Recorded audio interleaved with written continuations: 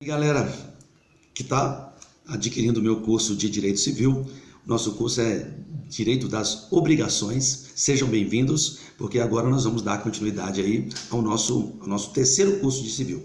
Fizemos dois cursos da parte geral, parte 1 e parte 2, já que a parte geral é muito grande, né? A parte de bens, a parte de personalidade, pessoas jurídicas, pessoas físicas, das obrigações. Agora nós vamos trabalhar com as obrigações, que é a parte especial. As obrigações são ela que é gerada para quando nós chegarmos nos contratos, no próximo curso, na parte dos contratos, a gente vai entender como funciona a obrigação. A obrigação é gerada por um vínculo jurídico. Aquele vínculo jurídico cria uma obrigação. E a primeira obrigação é a obrigação de dar a coisa certa, lá do artigo 233 do Código Civil. Então, você faz um contrato e você cria a obrigação de dar a coisa certa, que também abrange os acessórios da coisa. Os acessórios da coisa, embora não mencionados, salvo se contrário resultado do título ou da circunstância do caso. Você viu lá no conceito de bens que o acessório não acompanha o principal.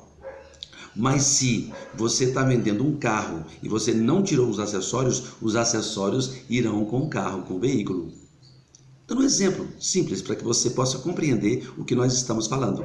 Então, a obrigação de dar a coisa certa atinge os acessórios se não houver outras circunstâncias ou título contrário àquele acessório, né? Então, no artigo antecedente, no 234, se a coisa se perder sem culpa do devedor, antes da tradição, antes da entrega, ou pendente a condição suspensiva, fica resolvido a obrigação para ambas as partes. Então, a coisa se estragou, se perdeu por culpa do devedor,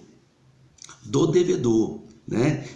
Aí fica resolvida a obrigação. Se a perda é resultado da culpa do devedor, responderá este pelo equivalente e mais perdas e danos. Então, o devedor perdeu a coisa, ele vai ter que responder pela coisa e também pelos lucros cessantes, pelas perdas e danos que forem oriundas daquela coisa, da obrigação que foi gerada, do contrato que foi gerado. Tá? Por isso que, se o culpado, o devedor, poderá o credor exigir o equivalente ou aceitar a coisa no estado que se acha, com direito a reclamar, em outro caso, indenização. Então, se sendo culpado o devedor, poderá o credor exigir o equivalente. As obrigações, elas são equivalentes, né? Elas são sinalagmáticas, que nós chamamos no direito, tá bom? São iguais.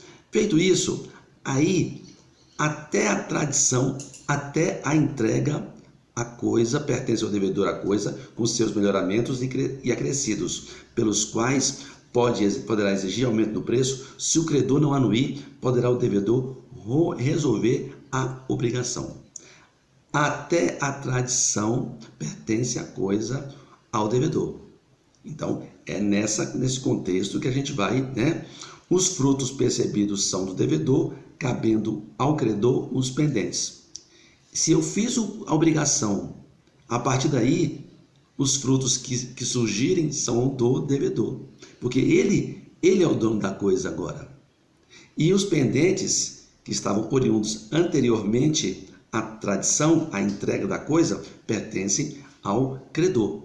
Então, é nesse contexto que o direito das obrigações funciona. Lá no 238, diz o seguinte: se a obrigação for de restituir coisa certa e esta, sem culpa do devedor, se perder antes da entrega da tradição, sofrerá o credor a perda. A obrigação se resolverá, ressalvados os seus direitos até o dia da perda. Então, se você tiver que restituir a coisa certa e esta, sem culpa do devedor, se perder, aí houve um caso fortuito, uma força maior, aí a obrigação está resolvida, né? Até os direitos, até o dia da perda, até o dia que a coisa se perdeu, né? Se tiver alguma obrigação dentro desse período aí, a coisa ainda não se resolve, tá bom? Então a gente está indo direitinho. É só para que você compreenda que quando você faz um contrato, geram-se obrigações. E esse é o nosso curso aqui de direito das obrigações aqui no Código civil. Na parte especial, a parte geral eu já cumpri, lá nos outros cursos. Daqui a pouco a gente continua.